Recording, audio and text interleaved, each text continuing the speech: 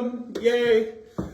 Mars is on everybody's mind these days, and there was a mission arrive at Mars. Now it's circling the atmosphere of Mars. This is a Chinese mission called Tianwen.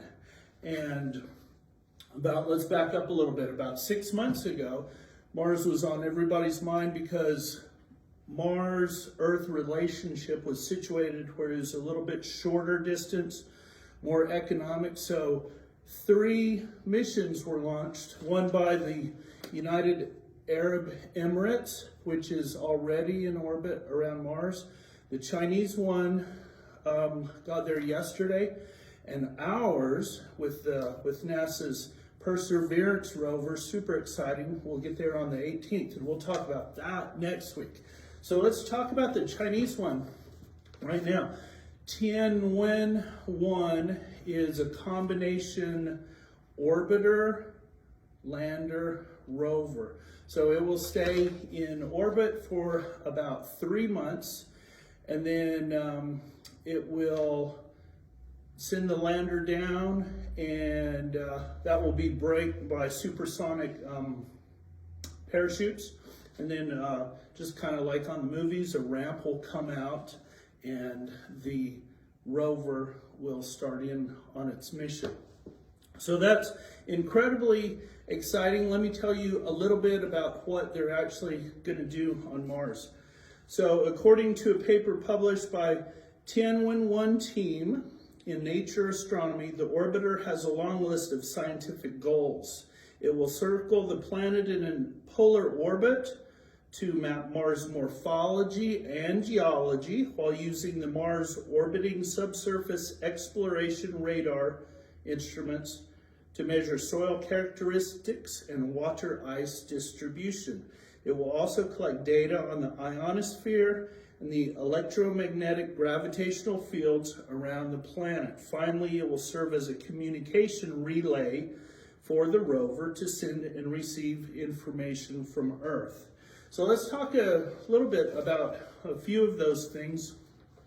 Being a geology guy, I love what they're doing. There's instruments that are going to sample the rocks and sort of vaporize the rocks and kind of smell them and tell you the characteristics, the chemistry of what it's made of. But there's a whole bunch of hurdles. There's something called the NASA's 7 minutes of terror. So that's when, that's the amount of time it takes a signal to get from Mars to the Earth. What's kind of interesting is that we always think of the Earth-Sun relationship, and maybe a photon of light developed in the sun, leaving the surface, getting to our eyeballs as a piece of light takes almost 7 minutes. It's pretty close, just a little bit more from Earth to Mars. Sun to Earth at 93 million miles, Earth to Mars, 121 million miles. So 7 minutes of terror where you don't have any idea if your whole mission is even working, because you have a 7-minute time lag between whether you know what's going on or not. So that's very interesting. This mission is going to land on Utopia Planitia, which is a vast, huge plain, a great place to land, not too many obstacles. It was where Viking 2 landed in the 70s, and if you follow the Star Trek films, that's where they do all the shipbuilding of the Enterprise vessels. So that's a whole bunch to think about and talk about, but we're gonna do this again next week, but I'm gonna focus on our mission, the Perseverance rover. Check the images that will be up, because it will go through all of the Mars missions that are up there, all the rovers. Mars is getting to be a very exciting place that a lot of people have on their radar. So thank you, and keep looking up. Bye.